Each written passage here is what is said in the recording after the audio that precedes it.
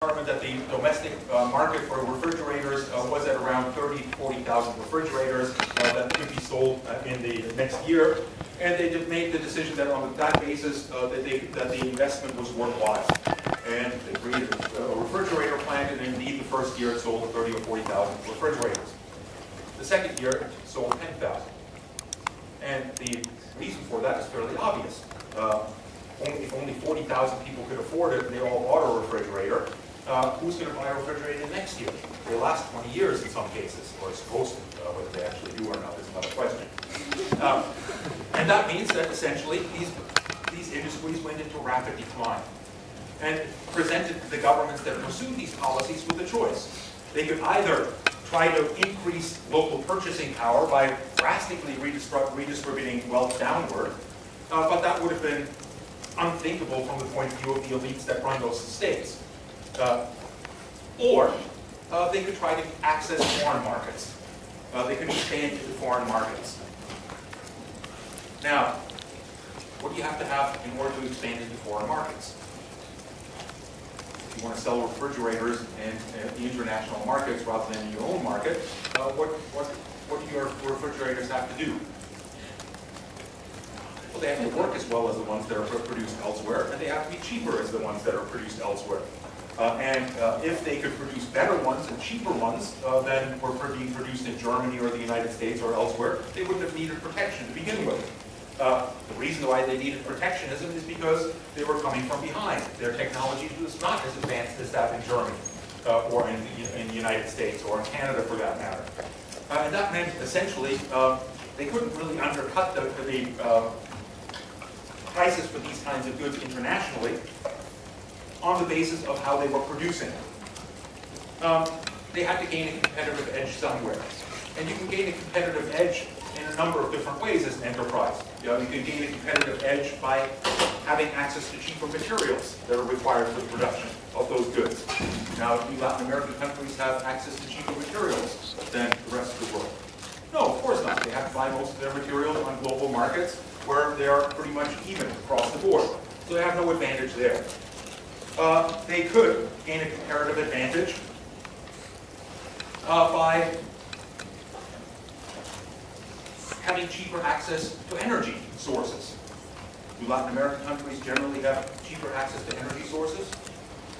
No, in fact, most of them have to import their energy themselves as well. So again, they're stuck at global prices. There are a couple of countries, Venezuela, for example, could subsidize energy and to this day does. Last I heard, a gallon of gasoline in Venezuela costs 12 cents. So that demonstrates that there are some kinds of subsidies available, but Venezuela is an exceptional case, certainly not the average. So they can't really cut it on there either. Can they get their machinery cheaper than other producers? Of course not, because they have to import their machinery from elsewhere. They can't produce it themselves. And that meant that they had little in the way of choices other than to gain their comparative advantage by the only other means possible. Can anyone think of what that other means is? Pardon? Louder. Absolutely. Cheaper labor. Oh, is that what you were going to say? And also devaluing currency? Devaluing currency. Well, devaluing currency doesn't really work because the second that you devalue your currency, what happens? Yes, it to some extent makes your export more cheaper, but it also pushes up the price domestically of everything that you have to import in order to produce that. So ultimately, you end up being in the same place that you were to begin with. The one variable that they could control and that they could possibly gain a competitive edge with was labor. But that means lowering the price of labor.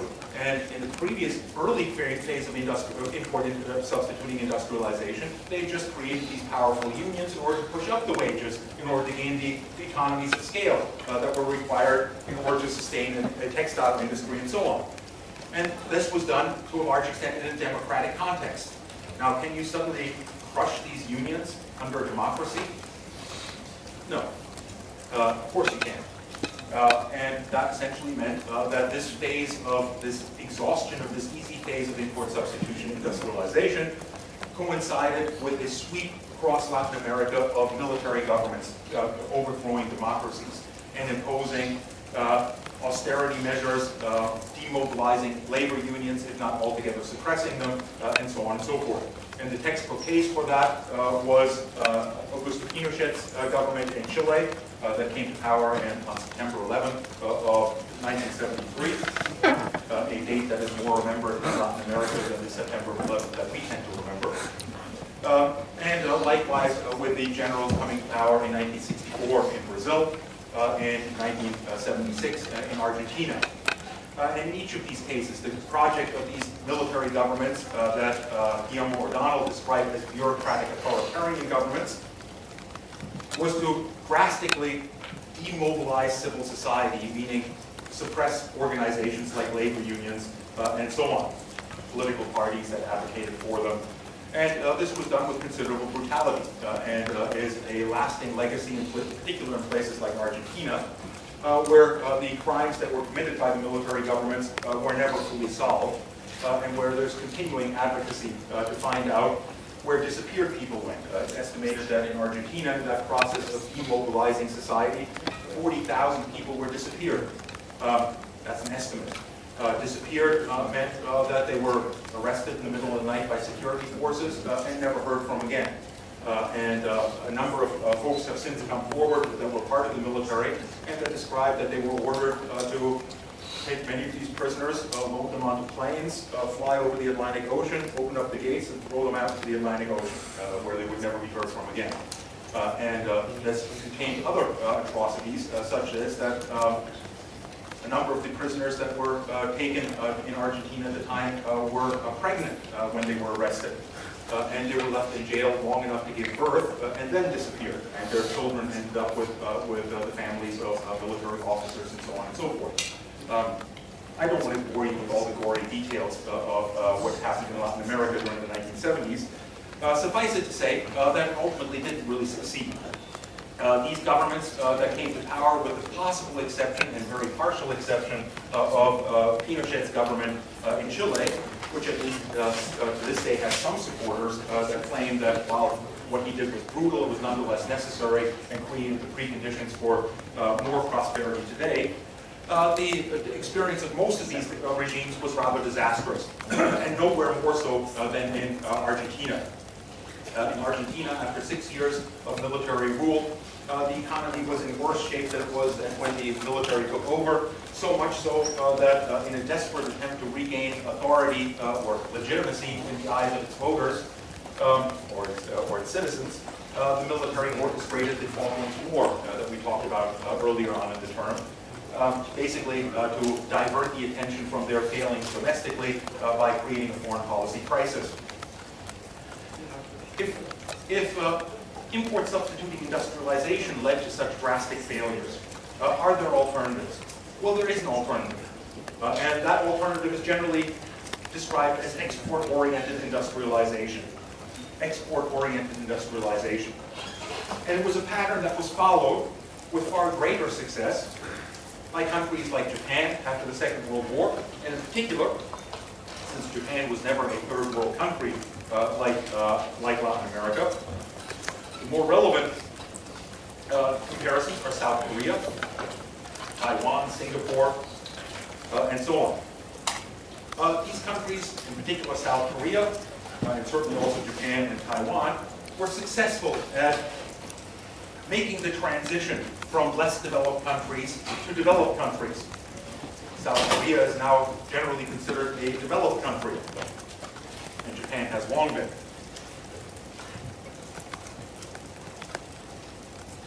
How did they approach this?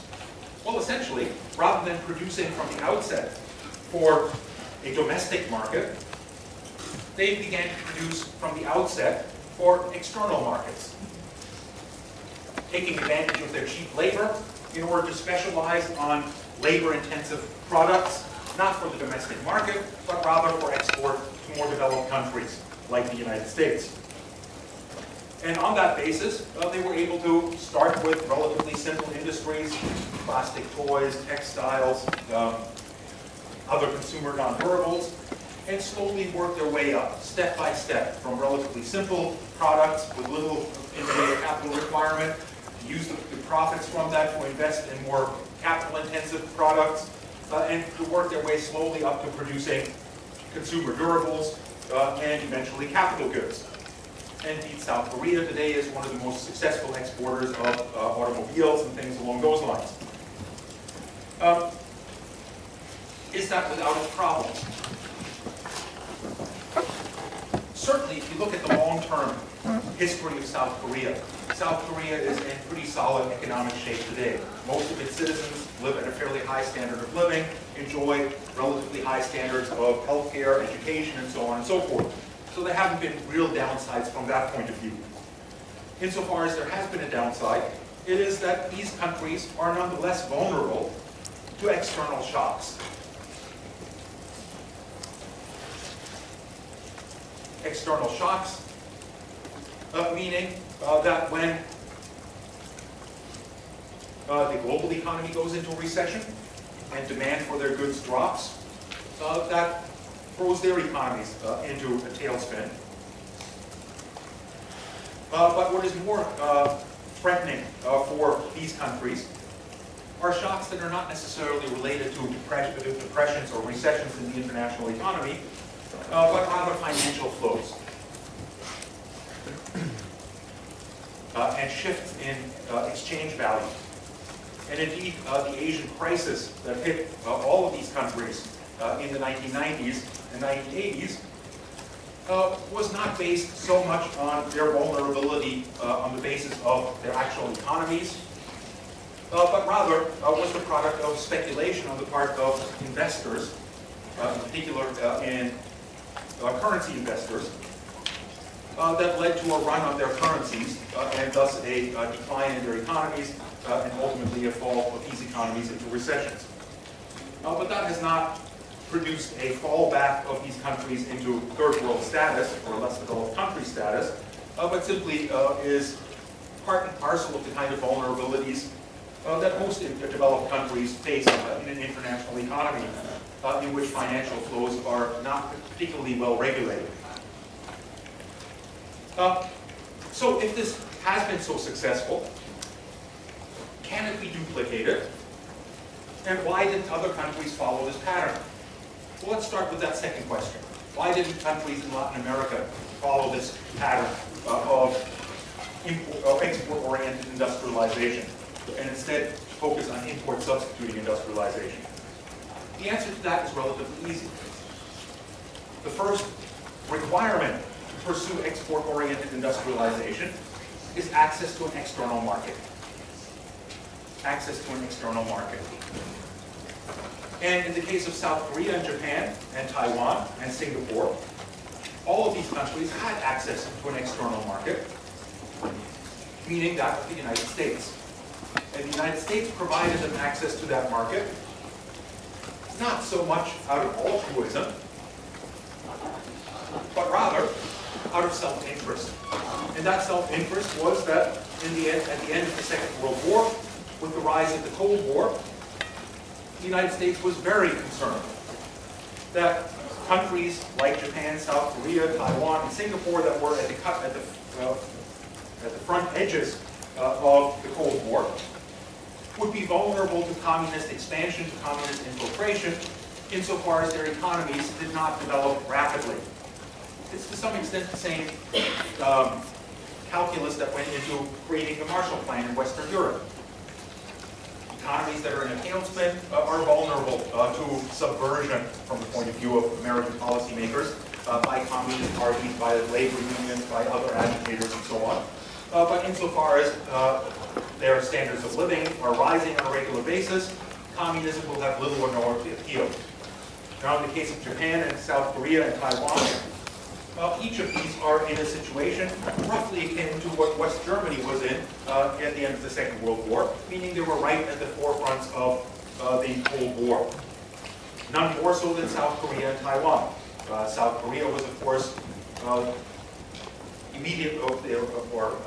spark for the first major conflict in the Cold War, the Korean conflict, which ended more or less where it started at the 32nd parallel, and the Korean Peninsula to this day remains divided between the communist North Korea and the capitalist South Korea.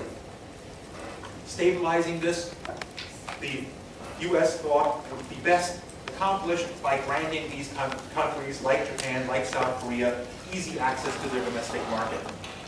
Now, Latin America, by contrast, never faced a similar kind of communist threat. The United States, of course, ballyhooed a lot about the communist threat being global and so on, but they were well aware that communist parties were not very powerful in Latin America. Communist parties were not very powerful in Latin America because the Soviet Union, or the Soviet Communist Party, focused its activities, its efforts, primarily on organizing industrial workers. That was the basis of Marxist philosophies, that industrial workers, the industrial proletariat, were the champions of communism, were the heroes of history that would bring socialism about. Peasants, on the other hand, were generally conceived as a leftover of history, something to be discarded by history, but certainly not the champions of progress. And thus, very little effort was made to organize among labor unions, among agrarian workers, among peasants. And that meant that while communist parties existed in places like Argentina and Chile and Venezuela and so on, they represented perhaps 2 or 3% of the population, 80% that consisted of industrial workers. The vast majority were not organized by the communist parties, and thus there was no real threat of a communist overthrow, at least not in the perceptions of American policymakers. This, by the way, is one of the big distinctions between the Soviet variety of communism and the Chinese variety of communism. The Soviet Union was created on the basis of the Soviets, in other words, the organizations in the industrial plants in Moscow and elsewhere in Russia at the time. These Soviets were, of course, quickly dismantled by Stalin, whose policies had little or nothing to do with Marxist philosophy. But they clung to that basic notion. Chairman Mao of the Communist Party of China rejected that view. And essentially, therefore, the Chinese Revolution, to a large extent, was successful on the basis of organizing among peasants. And that remains the main distinction between the Soviet variety of communism and the Chinese variety of communism. And one reason, for example, why the current insurgencies in Nepal as well as in India, among rural peasants in India, in the central regions of India, are described by the Indian government as Maoist rebellions, in essence because they're based on peasants. Now that might come as somewhat of a surprise that there was not much of a communist threat in Latin America. That doesn't mean that Latin American countries were stable by any stretch of the imagination. And the reason why it might come as a surprise to you that there was not much of a communist threat in Latin America is, of course, Cuba. Cuba did have a revolution and did eventually become a communist country and did eventually become part of a satellite of the Soviet Union. And of course, Cuba did its best to try to export that communism. The Cuban Revolution, however, was again, first and foremost, fought on the basis of peasants, not on the basis of industrial workers.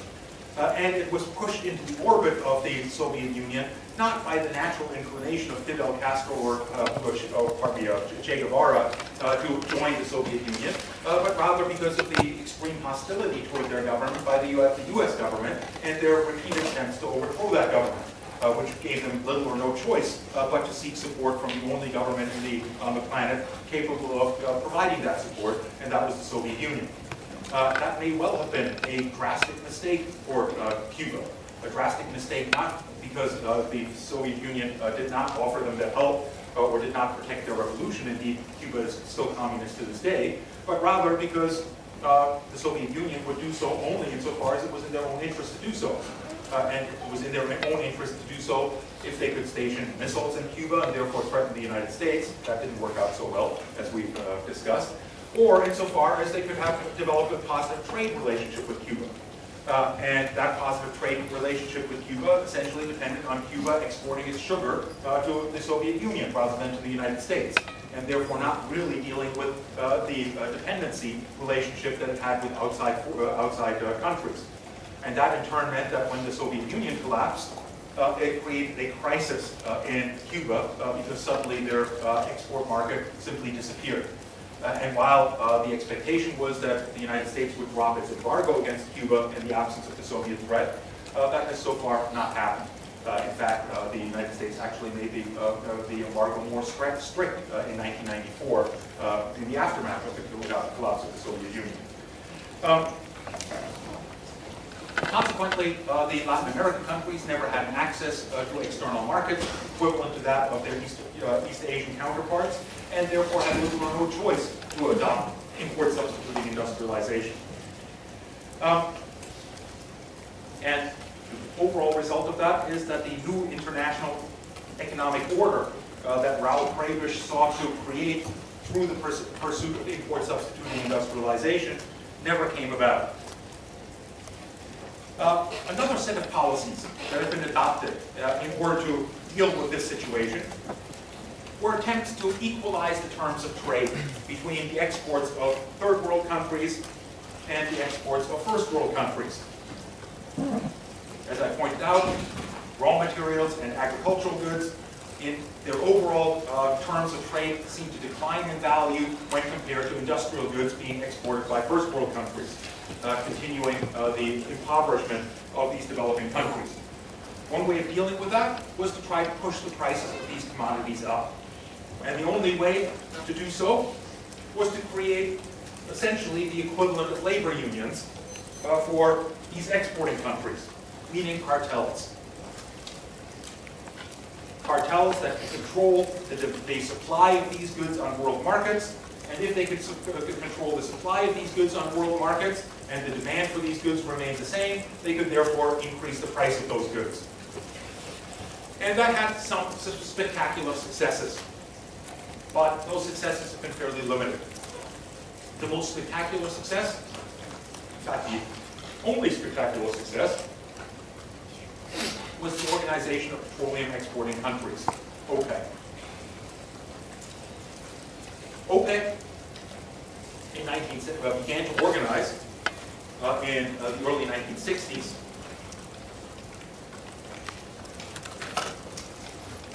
but did not try to have any major impact on oil prices until 1973, when it instituted what had become known as the oil shocks of the early 1970s, OPEC oil shocks. And essentially the way that OPEC works is that it organizes not all, but most of the key producers of oil on the planet, and provides each of them, in accordance to the amount of oil reserves that they have, a quota for how much they are allowed to export on a yearly basis. And the quota is set in such a way as to limit global supply and therefore push oil prices up. And that first embargo, the first oil embargo in 1973, succeeded in coming close to doubling the price of oil on world markets. And by doing so, driving Western economies to a considerable extent into recessions, since oil is at the basis of the production of virtually everything.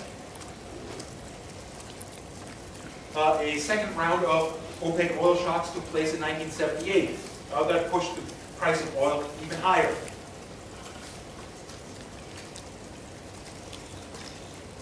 It was in that regard fairly successful. However, oil is not typical of all resources. OPEC was successful in large part by virtue of the fact that, as I pointed out, not all oil producers are members of OPEC. Canada, for example, is to this day not a member of OPEC. Neither is Mexico. But it contains within it the largest producers: Saudi Arabia, Venezuela, Nigeria, Kuwait, the United Arab Emirates, Iran, and Iraq. And between them, they were able to push up the price of oil fairly nicely. The key players in this in 1973 were Saudi Arabia, Iran, Iraq, and Venezuela, along with Kuwait and the United Arab Emirates. However, oil prices did not stay very high. The 1980s saw a drastic decline in oil prices. saw them almost falling back to where they were prior to the oil shocks. Anyone want to take a guess why that might have been?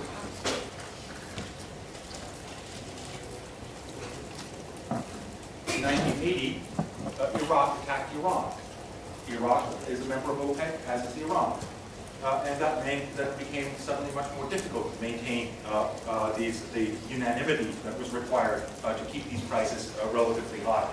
And resulted, yeah? By economic sense, though, because there's less supply, more wouldn't the price go up? Why did it go down? Essentially, because the order, you're certainly right in terms of Iran and Iraq's output of oil dropped as a result of the war. But essentially, OPEC was not able to maintain its quotas. And several countries within OPEC started to oversell their quotas, as did, to some extent, Iran, but most notably, as did Kuwait. And this gave rise to problems more subsequent to that. OPEC, for that reason, declined in its effectiveness. And by the end of the 1980s, it had even more phenomenal problems.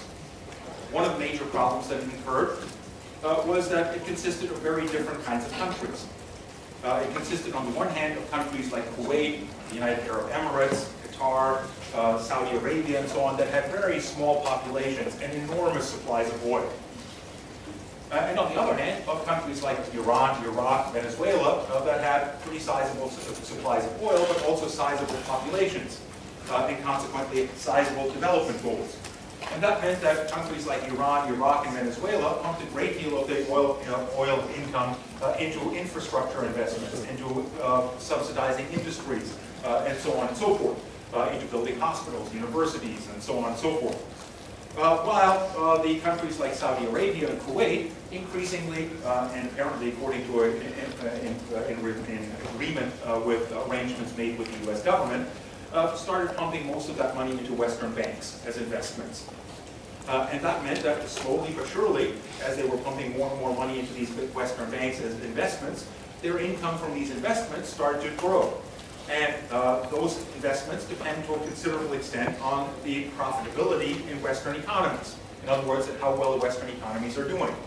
And if oil prices rise, what happens to Western economies? They tend to go into decline. And that meant that essentially countries like Kuwait suddenly were in a position where if they increased the price of oil, they were shooting themselves in the foot by losing out on their own investments.